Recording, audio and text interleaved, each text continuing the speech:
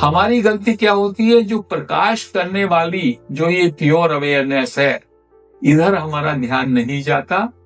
जिसको वो प्रकाशित करती है उधर हमारा ध्यान जाता है। जैसे चंद्रमा को प्रकाशित कौन कर रहा है? सूर्य प्रकाशित कर रहा है। चंद्रमा के पास अपना कोई प्रकाश नहीं है, सूर्य प्रकाशित कर रहा है। ऐसे ही जो मेरा वास्तविक स्वरूप है अवेयरनेस, इस अवेयरनेस के कारण ही मेरे शरीर में जीवंतता है, मेरा मन कार्य कर रहा है, मेरी बुद्धि कार्य कर रही है। सारा जगत में जो मुझे जीवंतता दिखाई देती है वो उस अवेयरनेस से है। That is my real nature, I am aware. So हमने इस ध्यान के प्रयोग में भी एक इस बात पे भी हम ले गए थे कि पहले अपने शरीर को देखो, महसूस करो। शरीर इज एन ऑब्जेक्ट। फिर हमने कहा कौन इसका अवेयर, कौन इसको जान रहा है? That is the awareness.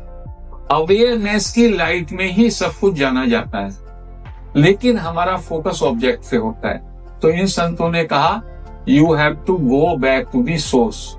तो दृश्य विवेक के माध्यम से इस बात को समझाते हैं।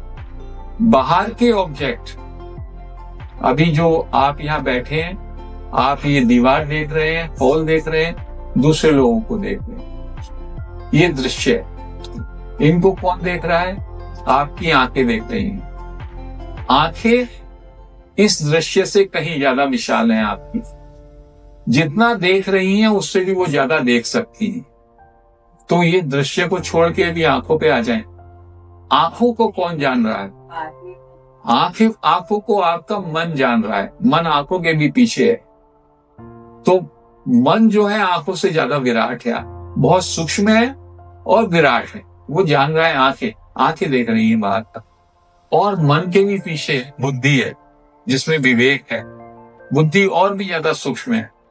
और उसके पीछे मैं, ईगोइक आइडेंटिटी खड़ी है, जो अपने को अहंकार मानती है। मैं, मेरी बुद्धि, मेरा मन, मेरी इंद्रियां और ये संसार। और उस मैं के पीछे सोर्स है, वो प्योर अवेयरनेस। उसको कहते हैं सोर्स या चेतना। जो चेतना सबकी एक ही है, वो अधिष्ठान है।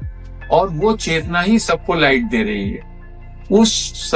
उसी लाइट के कारण मैं में भी करंट है, ईगोइक मैं में, जो मैं सबका अलग अलग है। सबके मन में भी करंट है, बुद्धि में भी करंट है, आंखों में भी करंट है, और बाहर की वस्तुओं में भी करंट लग रहा, सब में जीवंतता है।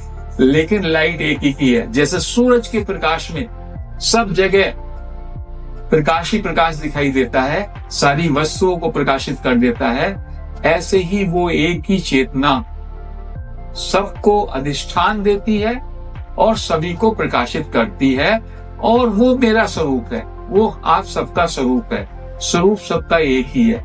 इसलिए इसको कहा है नॉट टू अद्वैत। दैट इज व्हाई दे से।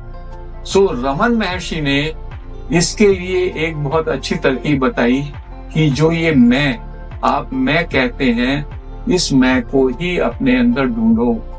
Who am I?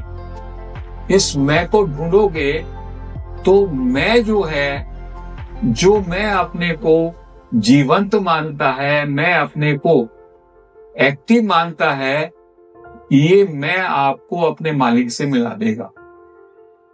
जैसे कि एक डॉग है और उसका मालिक कहीं खो जाए, तो डॉग के पास सेंट होती है मालिक की। कहते हैं वो अपने कपड़ों की सुगंध भी उसको ध्यान रहती है। तो डॉग को आप छोड़ देते हैं और वो उस कपड़े की सुगंध से मालिक को ढूंढ लेता है। तो ये जो मैं है, मेरा ईगोइक मैं, इस मैं में भी जो करंट आया हुआ है, मैं में जो प्रकाश आया हुआ है, वो शाश्वत मैं का है। शाश्वत मैं है प्योर अवेयरनेस। शाश्वत मैं परमात्मा है। इसलिए हम सब मैं कहते हैं। जितने भी लोग हैं मैं सब कह रहे हैं। उस मैं की लाइट में उन्होंने अपना मैं क्रिएट कर लिया। तो ये सारी की सारी यात्रा जो है Who am I में, इस मैं से मैं को जांच करते करते वास्तविक मैं पे पहुंचने की है। जिसको कुछ गुरुओं ने कहा सबका मालिक एक है, सब जगह एक ही नूर व्याप्त है। That is pure awareness, that is common substratum and common illumination. वो एक तत्व ही सब जगह विविध रूपों में नाच रहा, कण कण में वही तत्व है, वही इनको प्रकाशित कर रहा है, और उसके प्रकाश से ही सब कुछ जीवंत मालूम होता है। और जैसे ही कहीं पर वो विड्रॉ हो जाता है, वो करंट विड्रॉ हो जाता है, तो वो पांचों तत्व विसर्जित हो जाते हैं, या वो एक कोर्स हो जाती है। जैसे ये सारे बल्ब हैं, इन बल्बों में यदि इलेक्ट्रिसिटी का करंट ना हो तो क्या इन बल्बों में ये प्रकाश आएगा? नहीं आएगा। ये बल्ब तो रहेंगे, या इन बल्बों में से कोई फ्यूज हो जाए किसी कारण से, करंट वहां पे नहीं जाएगा। तो इसी तरीके से हमारा जो देह का निर्माण होता है, जिसको कि हम अगले सत्र में बताएंगे, उस देह के निर्माण में जो प्राण शक्ति आती है, प्राण शक्ति का एक समय निर्धारित होता है। प्राण शक्ति के करंट से और कॉन्शियसनेस के होने से वहां पर उतने समय तक देह में जीवंतता और ये मैं रहता है। और जैसे ही वो प्राण शक्ति का टेन्योर खत्म हुआ, प्राण शक्ति के साथ कॉन्शियसनेस भी वहां से विसर्जित हो जाती है, वो वापस यूनिवर्सल कॉन्शियसनेस में मिल जाती है। तो रमन महर्षि का क्या तरीका है? रमन महर्षि एक संत हुए तिरुवन्नमलाई में, बहुत पहुंचे हुए संत, और उन्होंने कोई साधना नहीं की। 14 साल की आयु में वो मदुरई में एक बार उनको डर लगा, मृत्यु का डर लगा। 14 साल के थे, मन में ख्याल आया लेट मी डाई, देखूं मैं कि क्या होगा। और वो नीचे फर्श पे पड़ गए, और थोड़ी देर में ही उन्होंने देखा कि उनके अंदर की चेतना देख रही है अपने पड़े हुए शव को। और ये कुछ क्षणों के बाद जब वो वापस आए शरीर में, उसके बाद उनके अंदर एक रूपांतरण हो गया।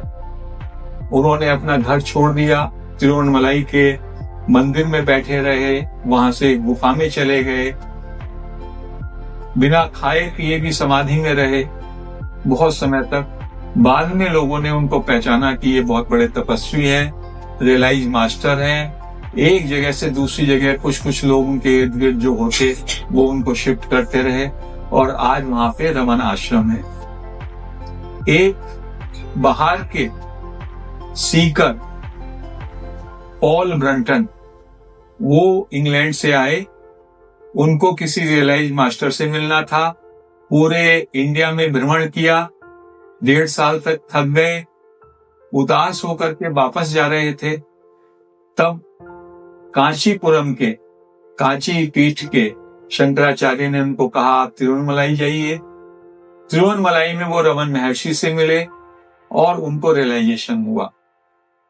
अपना समय बढ़ाया वापस जाने का। फिर वापस जाके उन्होंने एक किताब लिखी, ए सर्च इनटू सीक्रेट इंडिया। वो किताब हर एक को पढ़नी चाहिए। उस किताब में उन्होंने रमन महर्षि के विषय में बताया। उससे पूरे विश्व में रमन महर्षि का, उनका किस कोटि के संत हैं, पूरे विश्व में उनका नाम लोग जाने, और तमाम विश्व से अनेक लोग आते, उनके पास बैठते, उनकी दृष्टि से उनके अंदर रूपांतरण हो जाता। या फिर वो कहते, क्वेश्चन जो कर रहा है, who is questioning the question, उस क्वेश्चनर को जानो। Who is meditating, find out who is meditating, who is the meditator. Who am I की टेक्निक उनकी बहुत फेमस है। अभी भी न जाने कितने लोग उस सेल्फ इंक्वायरी टेक्निक को करते करते उनको बोध होता है।